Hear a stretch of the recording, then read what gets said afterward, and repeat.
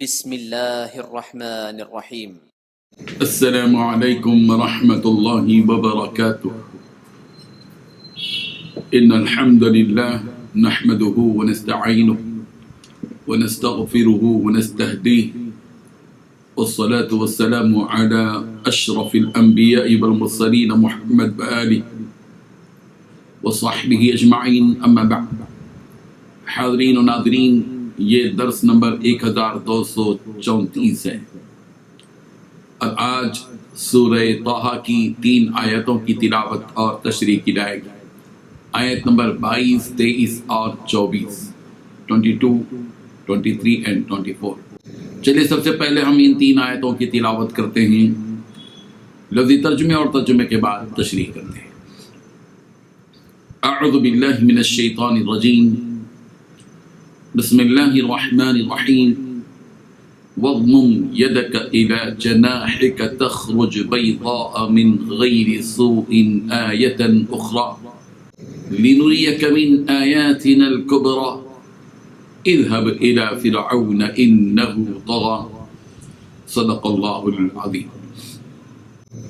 لفظی ترجمہ یوں ہے، وضمم اور ملا یدک اپنا ہاتھ، الی جناحک اپنی بغل کے ساتھ، تخرج وہ نکلے گا، بیضاء چمکتا ہوا، من غیر سوء بغیر کسی بیماری کی، آیت اخری یہ دوسری نشانی ہے، لنریک تاکہ ہم دکھائیں تمہیں، من آیاتنا الکبریٰ اپنی کچھ بڑی بڑی نشانیاں۔ اذهب آپ جائیے، الی فرعون فرعون کی طرف، انہ بشک وہ طغی سرکش ہو گیا ہے۔ ترجمہ یوں ہے، اور اپنے ہاتھ کو اپنی بغل میں دباؤ، وہ کسی بیماری کے بغیر سفید ہو کر نکلے گا، یہ تمہاری نبوت کی ایک اور نشانی ہوگی۔ یہ ہم اس لیے کر رہے ہیں تاکہ آپ بڑی نشانیوں میں سے کچھ تمہیں بتلا دیں۔ اب فرعون کے پاس جاؤ، وہ سرکشی میں حد سے نکل گیا۔ ان 3 آیتوں میں 5 باتیں بتلائی گئی ہیں۔ پہلی بات، تم اپنا داہنا ہاتھ اپنے بائیں بغل میں دے لو پھر نکالو۔ دوسری بات، وہ ہاتھ بلا کسی عیب و بیماری کے نہایت روشن ہو کر نکلے گا۔ تیسری بات، یہ ہماری قدرت اور تمہاری نبوت کی دوسری بڑی نشانی ہوگی۔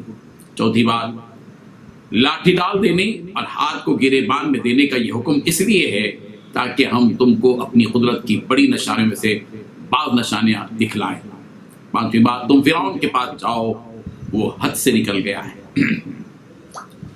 بزرگان محترم، اللہ تبارک و تعالیٰ نے حضرت موسیٰ علیہ السلام کو جہاں عصا کا معجزہ عطا فرمایا کہ وہ سانپ یا اژدہے کی شکل اختیار کر لیا اور دوڑنے لگا، اسی طرح اللہ تعالیٰ نے حضرت موسیٰ علیہ السلام کو ایک معجزہ یہ بھی عطا فرمایا کہ انہیں حکم دیا گیا کہ آپ اپنا ہاتھ اپنی بغل میں ڈالیں۔ جو آپ اپنا ہاتھ بغل کے نیچے ڈال کر نکالیں گے تو آپ کا ہاتھ سورج کی طرح چمکنے لگے گا۔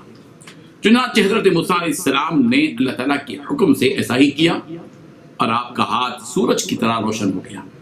یہ اللہ تعالیٰ کی قدرت کا ایک منظر تھا جو حضرت موسیٰ علیہ السلام کی نبوت کی دلیل کے طور پر انہیں دے گیا، ایک معجزے کے طور پر تھا۔ یہاں یہ وضاحت بھی کی گئی کہ حضرت موسیٰ علیہ السلام کے ہاتھ کا روشن و چمکدار ہونا کسی عیب یا بیماری کی وجہ سے نہیں تھا، بلکہ ایک معجزے کے طور پر تھا جو قدرت کا ایک منظر تھا۔